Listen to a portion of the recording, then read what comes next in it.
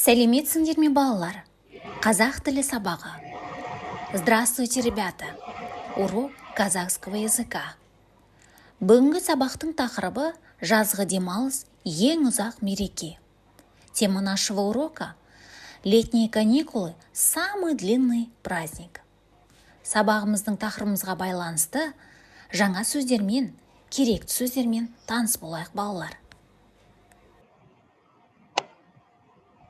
Жаңа сөздер, новые слова. Жазғы, летний или летняя, саяжай, дача, көшет, саженец, күтім, уход, қоштасу, прощаться, бос уақыт, свободное время, думан. Ребята, слово думан, мереке, мирам – это слова-синонимы. По значению это одно. Переводится оно праздник. Ұзақ, долгий. Еще раз. Тағы да менімен бірге қайталайық, балалар.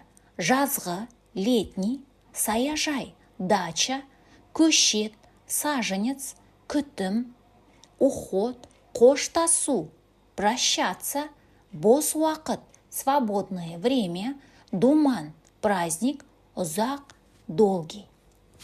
Жаңа сөздермен таныс болдыңыздар. Вы ознакомились с нужными словами, ребята. Тапсырмаға кезек берейік. Тыңдалған мәтін бойынша тірек сөздерді пайдаланып, сұраққа жауап бер. Балалар, ең алдымен тапсырманы орындамас бұрын біз мәтінді тыңдаймыз. Ребята, сначала мы послушаем текст. Потом к этому тексту у нас будут вопросы.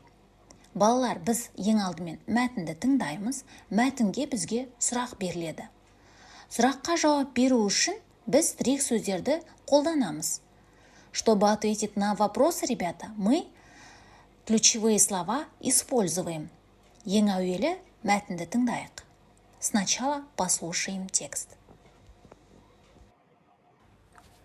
Жазғы демалыс келді. Жазғы демалыс 3 ай болады. Сондықтан оны ұзақ мереке деп атайды.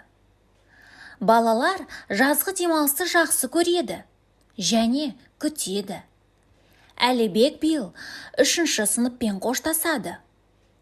Жазғы демалыста Әлібек ауылға барады. Ауылда атасы мен әжесі тұрады. Әлібек атасы мен әжесіне көмектеседі. Әлібек саяжайда демалады. Мәтінді біз тыңдадық. Мы послушали текст. Енді ең әуелі сұрақтарымызды оқиық. Сначала давайте прочтем наши вопросы. Бірінші сұрақ, первый вопрос. Әлібек нешінші сыныппен қоштасады? Әлібек какой класс заканчивает? Екінші сұрақ, қандай демалыс келді? Второй вопрос. Какое нам наступило выходные? Үшінші сұрақ, третий вопрос. Жазғы демалысты неге ұзақ мереке деп атайды? Почему? Летние каникулы называют самым длинным праздником. Төртінші сұрақ, четвертый вопрос. Әлібек жазда не істейді? Что делает Әлібек летом? Балалар, сұраққа жауап бермес бұрын ең әуелі ойланайық.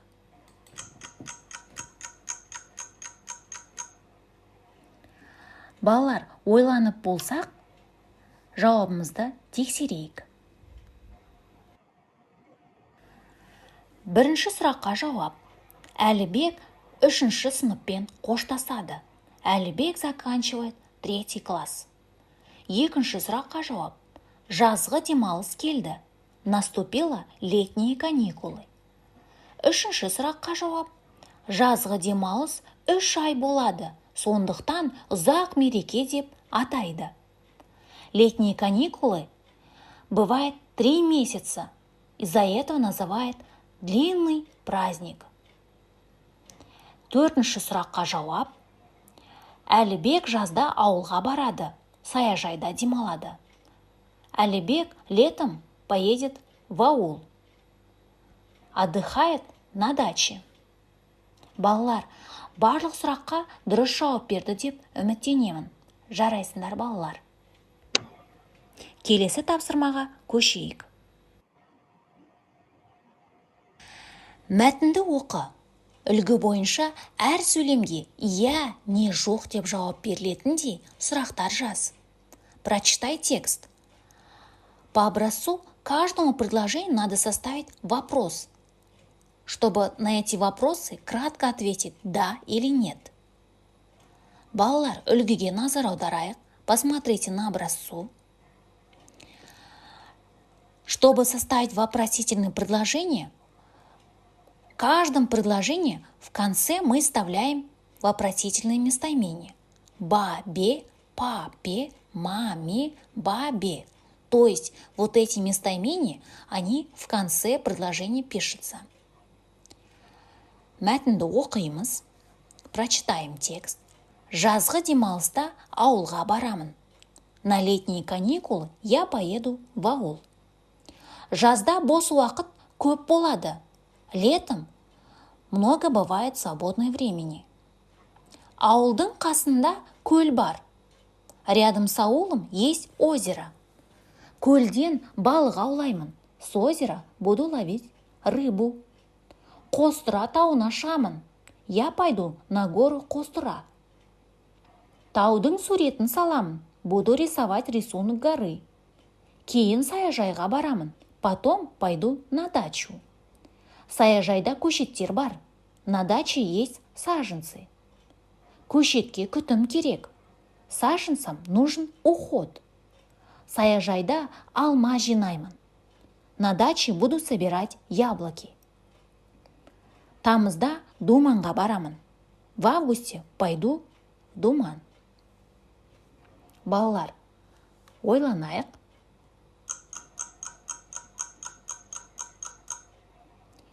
Егер ойланып болсақ, жауабымызды тексерейік. Сұрақтарымызды дұрыс құрастырайық балалар. Жазғы демалыста ауылға барасың ба? Жазда бос уақыт көп болады ма? Ауылдың қасында көл бар ма? Көлден балық аулайсың ба?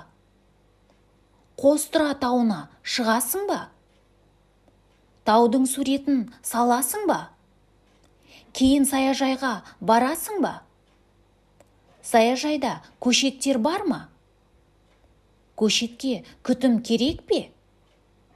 Саяжайда алма жинайсың ба? Тамызда Думанға барасың ба? Балалар, мына сұрақтың барлығына «я» немесе «жоқ» деп қысқаша жауап беруіміз қажет. Ребята, на эти вопросы кратко можем ответить «да» или «нет». Сендер сұрақтарды дұрыс құрастырды деп үміттенемін. Надеюсь, вы правильно составили вопросительные предложения. Келесі тапсырмаға көшейік. Суреттерді мәтін мазмұны бойынша санмен орналастыр. Ребята, по тексту вы должны определить, какое картина первым, а какой вторым, а какой третьим, какой четвертым будет. Подумайте, пожалуйста. Ойланыңыздар, балалар.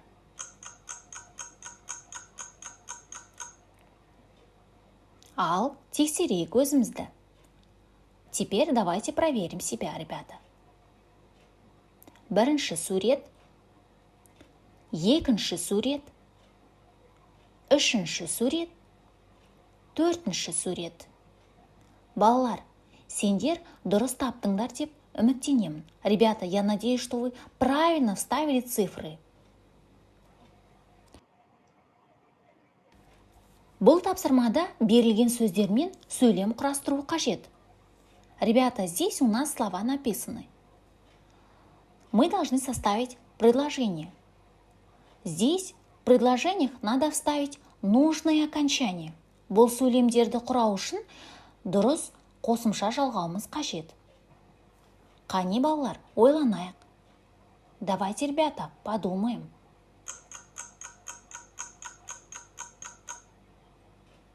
Жақсы, ойланып болсақ, өзімізді тексерейік. Если вы подумали хорошо, ребята, давайте проверим. Мен ауылға барамын. Мен көлге барамын. Мен тауға барамын. Мен атама барамын. Мен әжеме барамын. Мен саяжайға барамын. Мен әкеме барамын. Мен анама барамын. Мен думанға барамын. Балалар, барлық сөйлемге дұрыс қосымша жалғадыңыздар деп үміттенемін. Ребята, я надеюсь, что вы правильно ставили нужные окончания. Жарайсыңдар, балалар. Ал енді, балалар, сіздермен бірге жаттау жаттайық. Жаз келді жадырап, гүлденді атырап, демалып сергейміз, ауылға барып ап. Тағы да қайталап оқимыз. Жаз келді жадырап, гүлденді атырап, демалып сергейміз, ауылға барып ап. Балалар, өлеңді жаттаңыздар. Ребята, выучите, пожалуйста, стихотворение. Балалар, осымен менің сабағым аяқталды. Сау болыңыздар. Ребята, на этом у меня урок заканчивается. До свидания, ребята.